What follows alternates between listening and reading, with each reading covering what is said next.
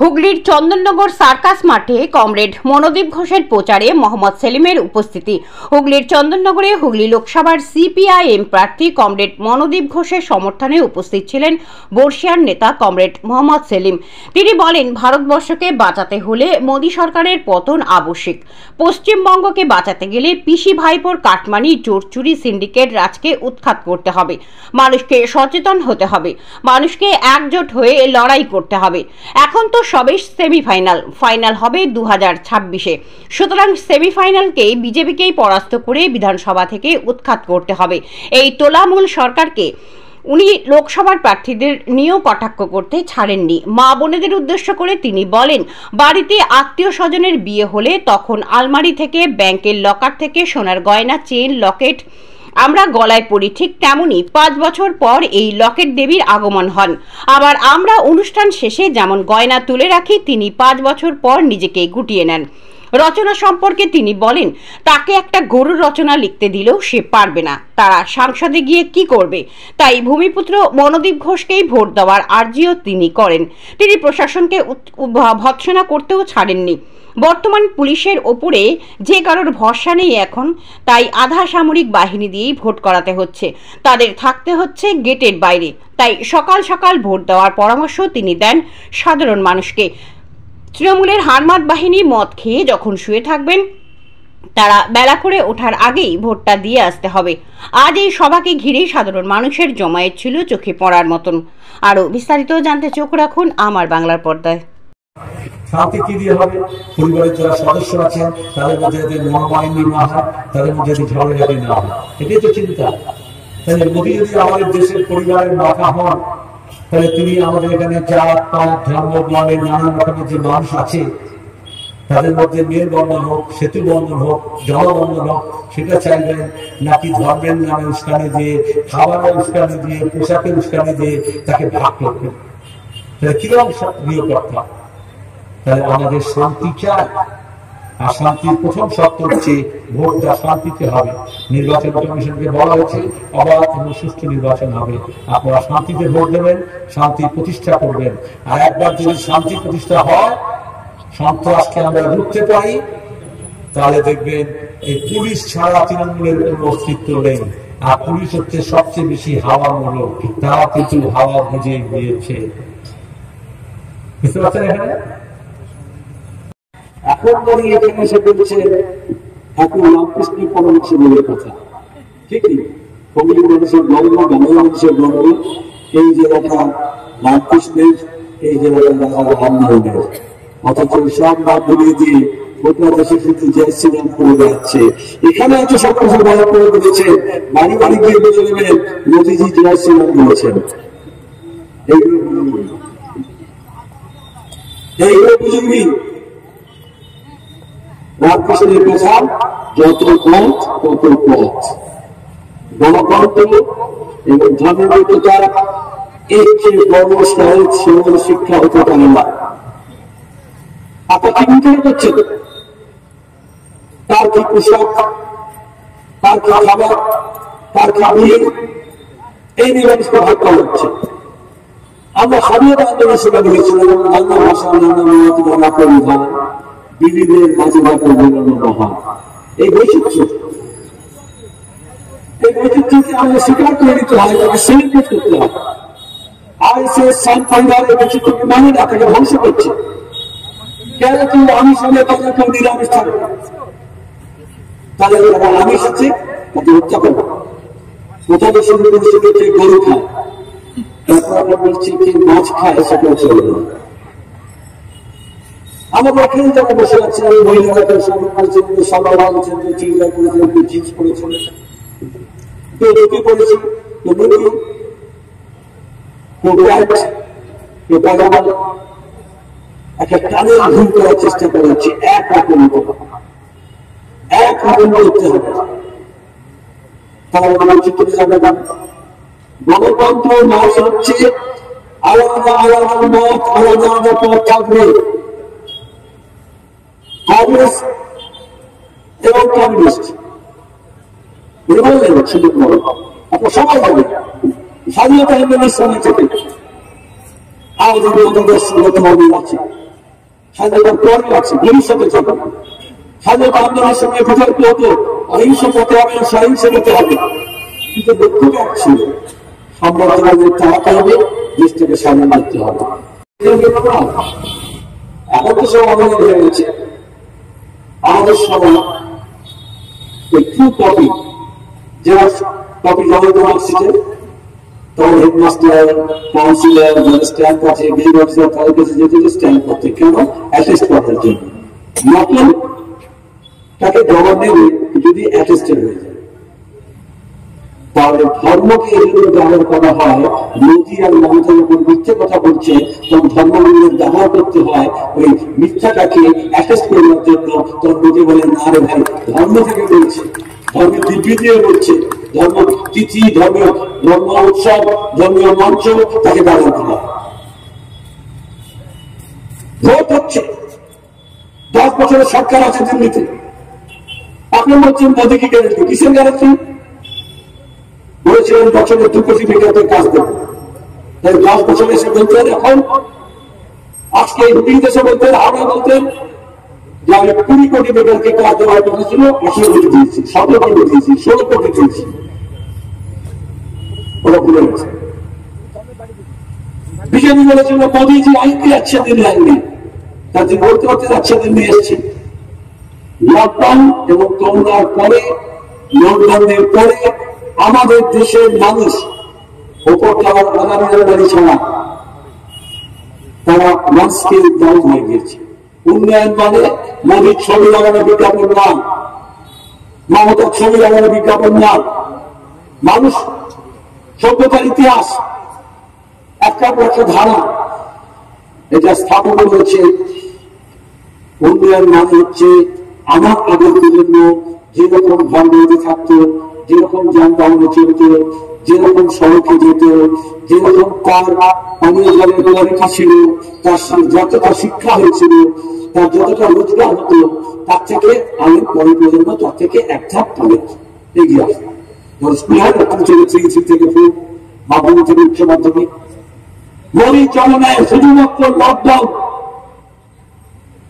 আর নোটবন্দির পরে নিম্নবিত্ত, মধ্যবিত্ত, প্রান্তিক মানুষ, খেটে খাওয়া মানুষ, দিন মজুর, ক্ষেত মজুর, বেকার ছেলে মেয়ে, কৃষক, শ্রমিক, সে ঠিকা শ্রমিক হোক, স্ত্রী ওয়ার্কার হোক, সে মাইনে করেন লোক হোক, তাদের সবার এক ধাপ ওয়ান স্কেল ডাউন হয়ে গিয়েছে।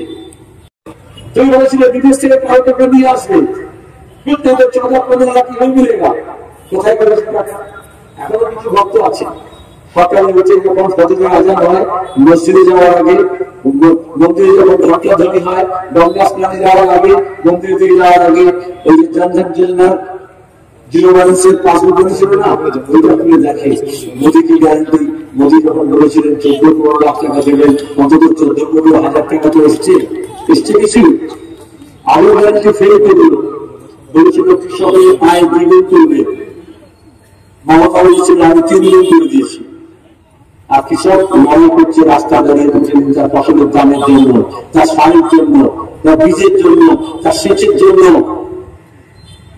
এইখানে হচ্ছে বুঝলি আমরা বললাম ওই উপরে বলছে না হেলিকপ্টার, প্লেন, টাকা পয়সা, ইলেকট্রন ফোন, তার মধ্যে আপনি আপনার পরিবারের দিকে তাকান, আপনার অবস্থার দিকে তাকান। আয় কমেছে, আয় স্রোত কমেছে, ব্যয় বেড়েছে। তারা সত্যিও কোথায়? জাতীয় কংগ্রেসের ম্যানিফেস্টো এবং বামপন্থীদের নির্বাচন ইস্তেহার, সিপিএম ইস্তেহার আপনাদের সামনে আছে। আমরা কি করেছি আপনাদের সামনে আছে। তখন আমরা বিজেপি করিনি। 34 বছর ধরে এই রাজ্যকে 3 করে গড়ে তুলেছি। আজকে তার সর্বনাশ হচ্ছে। আমরা ভূমি সংস্কার করেছিলাম, বলেছিলাম নামের যা জমি তার। আর সন্দেশকারী করে চিৎকার করছে যারা বিজেপি তৃণমূল মিলার ব্যবস্থা করেছে, এখন বলছে টাকা যা জমি তার।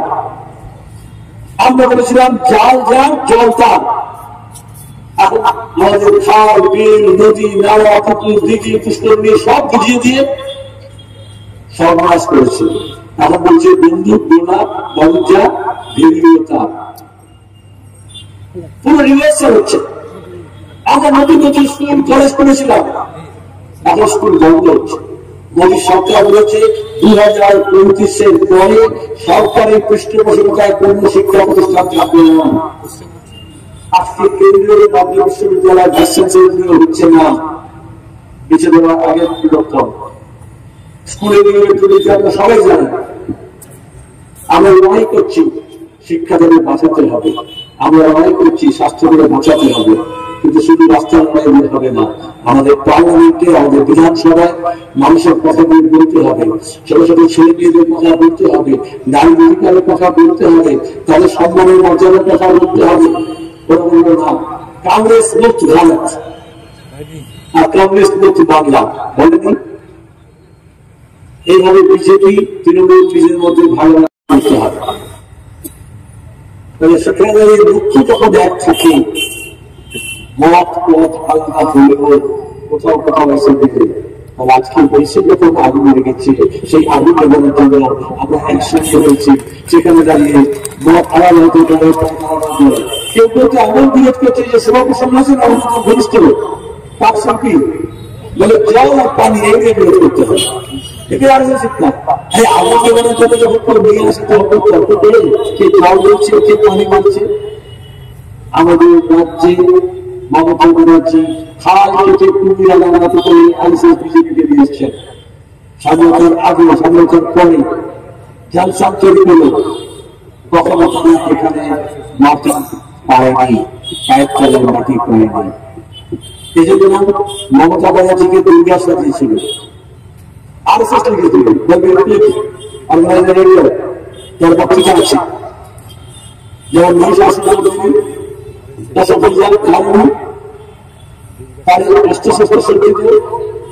দিয়েছিলেন RSS আহারে মমতার তো 2 হাত 10টা হাত নেই, ফলে 19 কোটি পশুকে কিভাবে হত্যা করবে লাগে থাকে তাদের ওরা কোনো বজরং বিশ্ব পরিষদ, হিন্দু সংগঠন, RSS নানান ভাবে নানান পরিচয় তারা মানবতাকে সাহায্য করবে। আজকে যদি এসেছে বলছে মমতার বিরুদ্ধে 2014 লোকসভা নির্বাচনে ব্রিগেড প্রেসিডেন্ট বলেছিলেন 34 साल में जो गड्ढा खोला है कांग्रेस ने, वो गड्ढा भरने के लिए दीदी को तो थोड़ा मौका देना पड़ेगा। ভুলে গেছেন? সেই মৌকা দিয়েছেন, এখন দিচ্ছেন।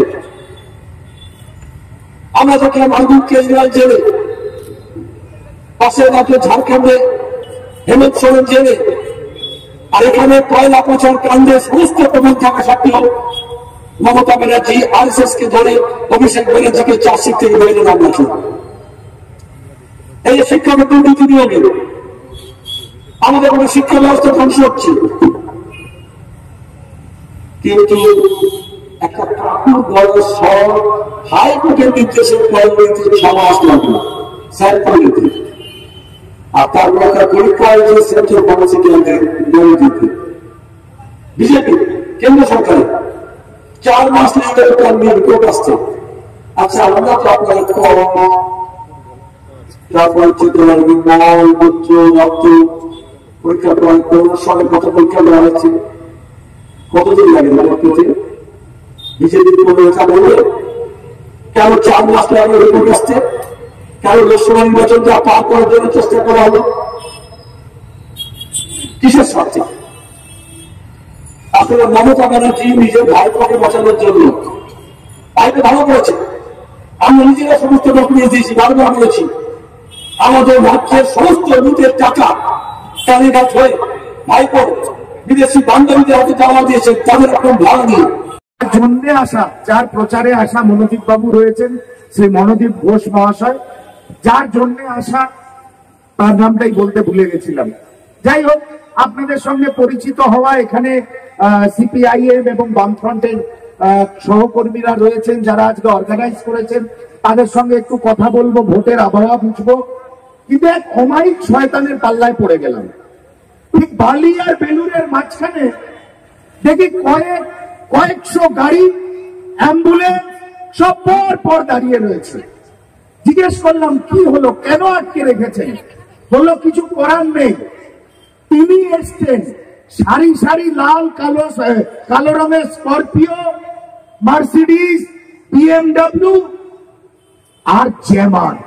আমি জানি না কোন কেন্দ্রীয় মন্ত্রী তিনি, কোন রাজ্যের মুখ্যমন্ত্রী তিনি, যে দুদিন অন্তর তদন্তকারী সংস্থাদের ডাকে যায়, সারাদিন তাদের সঙ্গে বসে কফি খেয়ে আবার নির্লজ্জের মতন বেরিয়ে এসে সাংবাদিকদের তীর্যক প্রশ্ন করে।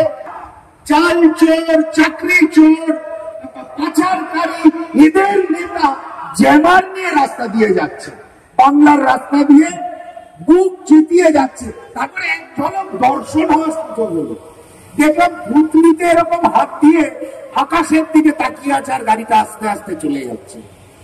ভাবছে আর কি ভোটটা হওয়ার জন্য অপকর্ম লাগে তো তৃণমূলে এখন সব নেতারা এই কয়েকদিন আপনাদের চাঁদের দিকে তাকিয়ে আছে যে সেটা ওই ঘাড়ে করে পারতেছে না। দেখছেন আপনি, আমি দেখতে পাচ্ছেন আপনারা চলছেন তো ঠিক এরকম তো হবে না, পেছনে যারা আছেন হবে না, একসঙ্গে হবে, কারণ দুটা দেশ বোঝাতে হবে। অনেক অনেক বামফ্রন্ট আর কংগ্রেস একসঙ্গে হলো, মোদী যখন বসে হয়েছে তাদের কিছু পেটেও দাঁড়ানো হলো। আসলে দেশে আগুন লেগেছে, আপনার পাড়ায় মহল্লা যদি আগুন লাগে দমকল আসতে দেরি হয়, পুলিশ তো আরো পরে আসে। পাড়া মহল্লার লোকজন শান্তিতে ছেলে তার নেমে পড়ে আগুন লেগেছে। তখন যখন আগুন চিৎকার করে কেউ দেখে কে সিপিএম, কে কংগ্রেস, কে তৃণমূল, কে বিজেপি, কে ইস্ট বেঙ্গল, কে মোহনবাগান, কে তাকে বিয়ে করতে নিমন্ত্রণ করেছিল, কি করে আসেনি, তখন কে জল নিয়ে এসছে আগুন নিভাতে আর কে পেট্রোল কেরোসিন তেল নিয়ে এসছে আগুন বাড়াতে। এইটাই আপনার তো দেখতে হয়।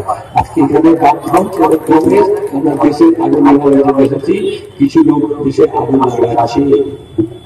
মণিপুর গান 1 বছর 6 দিন প্রতিদিন গান লাগানো হচ্ছে।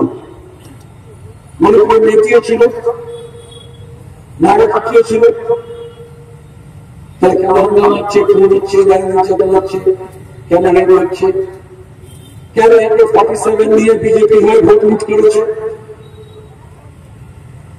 কারণ জাত, পাত, ধর্ম, বর্ণ, ভাষা নিয়ে রাজ্য আন্দোলন হচ্ছে, মানুষের কেন্দ্রতে কাটে আন্দোলন হচ্ছে। বাবুলাটিনের সংখ্যা আছে বিজেপি, এখানে আপনারা ভোট লুটের কথা বলি তৃণমূলে। মণিপুরে আমরা সেখানে AK-47 নিয়ে ভোট লুট করছে বিজেপি।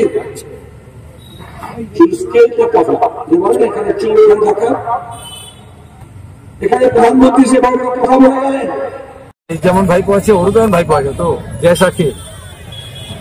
জয়সা কি করে ক্রিকেটের হেড হয়ে গেল। অজিত পাওয়ার, শরদ পাওয়ারের ভাইপো, ওকে কিরম কিনে নিয়েছেন। দুর্নীতির মামলা ছিল 23,000 কোটি টাকার সেচের, তারপর ওকে দিয়ে দিয়েছেন, মামলা মোকদ্দমা বন্ধ। এই ভাইপো অপেক্ষা করছে সেও বিজেপি যাবে এবং তারপর দেখবে সব মামলা মোকদ্দমা বন্ধ হয়ে যাবে। এই জন্য নাম দিচ্ছেন না, এই জন্য কয়লা পাচার কাণ্ডে সিবিআই এর চার্জশিট থেকে ওর নাম বাদ দিয়েছে। সন্দেশখালীর একটা নতুন স্টিং ভিডিও আবার আজকে প্রকাশ্যে এনেছেন তৃণমূলের। এটা অনেক মানে কিছু হয়ে গেছে। আমরা যখন রুটির কথা বলছি, রুজির কথা বলছি, মহিলাদের মান সম্মানের কথা বলছি, তোমরা খালি সন্দেশখালী নিয়ে নাচছ। আমি মিডিয়াকে বলি, বারবার বলি, যখন নিরাপদ সর্দার যখন অ্যাসেম্বলিতে বলছিল আর সোনালী এখন যে বিজেপি নেত্রী সে মাইক বন্ধ করে দিয়েছিল, তখন কোন মিডিয়া বাংলার কোন খবরের কাগজ সন্দেশখালী নিয়ে কথা বলেছে? একটা কি শুধু সন্দেশখালী, গোটা রাজ্যে এরকম মুক্তাঞ্চল তৈরি করেছে শুভেন্দু অভিষেক মিলে, মাওবাদীদের নিয়ে এসে আগে ট্রেনিং নিয়েছিল। তাহলে যেখানে গাঁজা চাষ হচ্ছে, যেখানে স্মাগলিং হচ্ছে, যেখানে মহিলাদের ইজ্জত নিয়ে টানাটানি হচ্ছে, যেখানে দাঁড়িয়ে পুলিশ ঢোকে না ওদের অনুমতি ছাড়া, বকট্রিতে তৃণমূলকে পুড়িয়ে মেরেছিল, এটা নতুন। এখন দাঁড়িয়ে ভোট এসে গেছে, যেহেতু রুজি, কৃষকদের সমস্যা, শ্রমিকের সমস্যা, বেকারদের সমস্যা, এগুলো নিয়ে তোমরা কথা বলতে চাও না, এই জন্য রোজ বিজেপি তৃণমূল যা বলছে তাই চালিয়ে যাচ্ছ। হুগলিতে 2 বলিউড অভিনেত্রী, টলিউড অভিনেত্রী, মনোদীপ করো না, বলিউড করো না, টলিউড অভিনেত্রী সরি, মনোদীপ হচ্ছে চুচুড়ার ছেলে, ভূমিপুত্র। সেই জায়গায় দাঁড়িয়ে লড়াই কতটা সহজ হবে কিংবা কঠিন হবে, কি মনে করছো? লড়াইটা তো টেলিভিশন চ্যানেলে হয় না, সিনেমার পর্দায় হয় না, লড়াইটা মাটিতে হয়। সুতরাং মাটি থেকে যে উঠে এসছে লড়াইয়ের মধ্য দিয়ে এখানকার মানুষ তাকে তৈরি করেছে, সেখানে এই জায়গাটাকে তৈরি করবে। এই জন্যই তাকে সমর্থন করবেন মানুষ, আমার স্থির বিশ্বাস আছে। লোকেরা আসলে একটা ফ্যাটি হয়ে যায়। আগে সেলিব্রিটি ফেটিস ছিল, নায়ক নায়িকা গায়ক গায়িকা দেখতে হবে খেলোয়াড়, কিন্তু এখন সেলিব্রিটি ফেটিস হয়ে গেছে। আর কত, এবার মানুষ একটু তার রিয়েল যে ইস্যুস গুলো আছে, বেকারি, চাকরি, শিক্ষা, স্কুল, কলেজ, হাসপাতাল, রাস্তাঘাট, বিজলি, মূল্যবৃদ্ধি, জিনিসপত্রের দাম, সেই নিয়ে পার্লামেন্টের মধ্যে এবং সড়কে লড়াই দেখতে চায়। মনোদীপ সড়কে লড়েছে, আর সংসদে সে দাবিগুলো নিয়ে যাবে। গত সপ্তাহে এই ময়দানেই সভা করেছে তৃণমূল, এবং সেখানে এখানকার বিধায়ক তথা মন্ত্রী ইন্দ্রনীল সেন বলেছিলেন বামপন্থীরা আজকে বলছে যে টলিউডের এদেরকে নামানো হচ্ছে, সিনেমা জগৎকে নামানো হচ্ছে, কিন্তু একটা সময় তারাও বহু সিনেমা আর্টিস্টকে তাদের প্রার্থী করেছিলেন, যেমন বিপ্লব ছিলেন, আরো অনেকেই ছিলেন। আগে বিপ্লব সিনেমা আর্টিস্ট না, আগে বিপ্লবী, বেলাস সাহানি, ওসব নাম শোনেনি। যে দল যখন থাকে সেই দলে ফিরে যাওয়ার লোক নয়।